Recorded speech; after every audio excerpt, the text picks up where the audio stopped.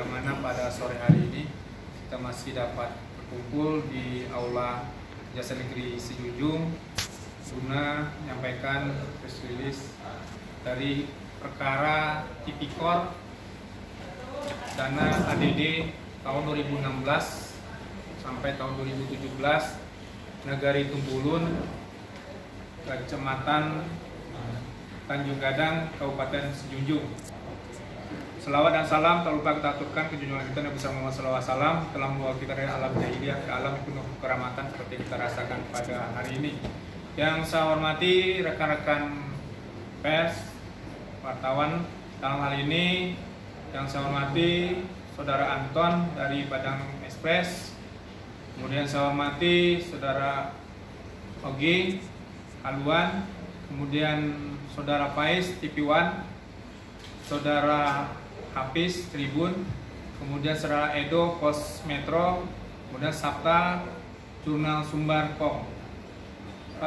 Baiklah rekan-rekan sekalian, para pers semua, pada hari ini kami melakukan press release untuk perkara tipikor ADD Nagari Timbulun tahun 2016-2017.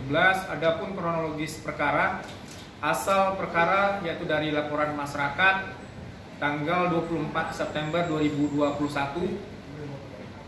Kemudian dari laporan masyarakat itu kita lakukan penyelidikan, yaitu dengan dikeluarkannya surat perintah penyelidikan Kepala Kejaksaan Negeri Sijunjung nomor Prin 02 L3/20 FD1 tahun 2021 tanggal 14 Oktober 2021. Kemudian dari hasil penyelidikan ditemukan 2 alat bukti. Kita naikkan perkara ke tahap penyidikan. Kemudian dalam hal penyelidikan ini kita keluarkan dengan surat perintah penyidikan Kepala Kejaksaan Negeri Sijunjung nomor Prin 02 L3 FA 2021 tanggal 5 November 2021. Kemudian dari hasil penyidikan dalam hal ini kita temukan alat bukti yang diperoleh sesuai dengan ketentuan pasal 184 ayat 1 KUHP, yaitu saksi yang kita periksa dalam perkara ADD Nagari Timbulun sebanyak 44 orang saksi. Kemudian ahli ada 3 orang, terdiri dari 2 orang ahli dari PU dan 1 orang dari DPMN. Kemudian alat bukti surat dan ahli di Dinas PUPR dan audit Inspektorat Kabupaten Sijunjung. Waktu terjadinya perkara yaitu tanggal 2 Januari 2016 sampai dengan 31 Desember 2017. Tempat kejadian Nagari Timbulun, Kecamatan Tanjung Gadang, Kabupaten Sijunjung. Kemudian dalam hal ini juga dalam tahap penyidikan kita sudah melakukan ekspos perkara, dan dari ekspos perkara tersebut sudah kita tetapkan 3 tersangka untuk perkara ADD Nagari Timbulun. Dari ketiga orang tersangka tersebut, yaitu 1 berinisial YP sebagai wali negari, kemudian inisial SF sebagai sekretaris, dan CTI sebagai bendahara, yang merupakan perangkat Nagari Timbulun periode 2013 sampai dengan 2019. Untuk uraian tindak pidana secara singkat disampaikan oleh Pak Kasipisus. Pak Kasipisus, silakan. Terima kasih Pak Kajari atas kesempatannya untuk saya menyampaikan kasus posisi singkat terkait dugaan tindak pidana penyimpangan dan pelanggaran hukum yang dilakukan oleh perangkat Nagari Timbulun dengan tahun anggaran 2016 dan tahun 2017. Bahwa tersangka YP bersama-sama dengan SF dan CTI ini merupakan perangkat Nagari Timbulun periode 2013-2019. Oleh Nagari ini dipilih pada periode 2013-2019. Adapun anggaran Nagari di tahun 2016 setelah perubahan adalah sebesar 1.599.867.300 rupiah. Selanjutnya pada tahun 2017 setelah perubahan menjadi 1.770.251.984 rupiah.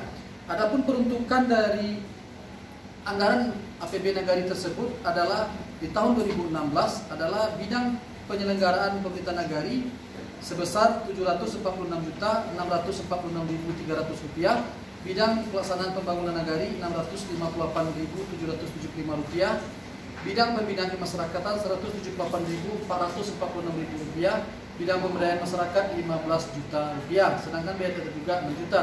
Untuk di tahun 2017 di bidang penyelenggaraan pemerintah nagari alokasi dananya adalah sebesar 746 juta, di bidang pemerintah nagari 536 juta, di bidang pelaksanaan pembangunan nagari 914 juta 409.000 rupiah, di bidang pembinaan kemasyarakatan 211 juta 20.000 rupiah, di bidang pemberdayaan masyarakat 101 juta 502 rupiah, biaya terduga 6 juta rupiah.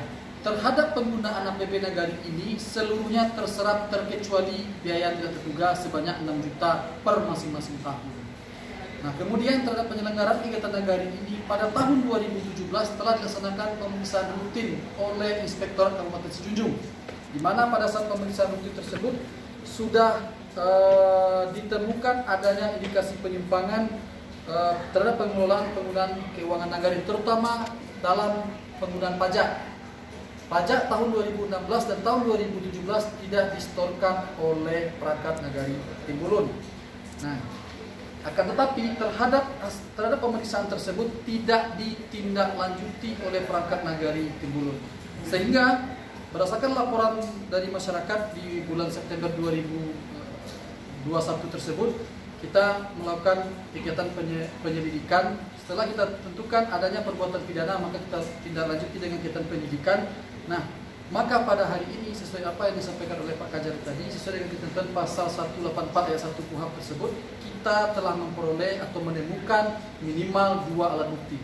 Dalam hal ini kita telah menemukan 3 alat bukti. Yang pertama adalah saksi, yang kedua ahli, yang ketiga surat. Nah, terhadap hal tersebut, adapun yang kami peroleh, di mana ketiga orang tersebut bersama-sama dalam mengelola anggaran APB Nagari 2016-2017 pada poin pokoknya perbuatan melawan hukum yang dilakukan adalah telah melakukan kegiatan fiktif dan mar'at serta pengeluaran yang tidak dipertanggungjawabkan dengan rincian sebagai berikut. Adapun kegiatan mar'at di tahun 2016 dan 2017 totalnya adalah 10.872.937. Pengeluaran fiktif 174.781.000 rupiah. Pengeluaran yang tidak dapat dipertanggungjawabkan 136.616.950 rupiah. Selanjutnya total masih ada beberapa kegiatan kegiatan fisik yang tidak dapat dipertanggungjawabkan adalah kekurangan volume 14.114.856 rupiah. Selanjutnya sisa kas pajak yang belum disetor adalah 72.225.027 rupiah. Total kerugian keuangan negara akibat perbuatan penyelenggara negara tersebut yang hari ini kita mintakan pertanggungjawaban terhadap 3 orang tersebut adalah 447.556.719 rupiah berdasarkan hasil penghitungan kerugian keuangan negara dari Inspektorat Kabupaten Sijunjung tanggal 20 Mei 2022. Adapun pasal sangkaan kami terhadap masing-masing tersangka ini adalah pasal 2 ayat 1 junto pasal 18 junto Undang-Undang Tindak Pidana Korupsi, junto pasal 55 ayat 1 ke 1 Kitab Undang-Undang Hukum Pidana. Yang kedua adalah pasal 3 junto pasal 18 Undang-Undang Tindak Pidana Korupsi, junto pasal 55 ayat 1 ke 1 Kitab Undang-Undang Hukum Pidana. Demikian. Jadi demikian kasus posisi dari perkara Adili Timbulun yang sudah dijelaskan oleh Kasipisus. Pada intinya di sini pada hari ini juga karena sudah ada penetapan 3 tersangka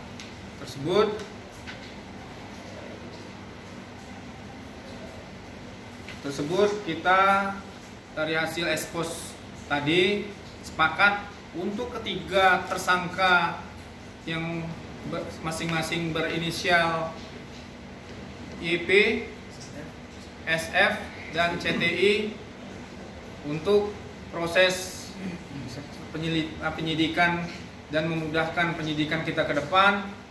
Kita bersepakat untuk dilakukan penahanan. Dan mulai hari ini terhitung penahanan selama 20 hari ke depan.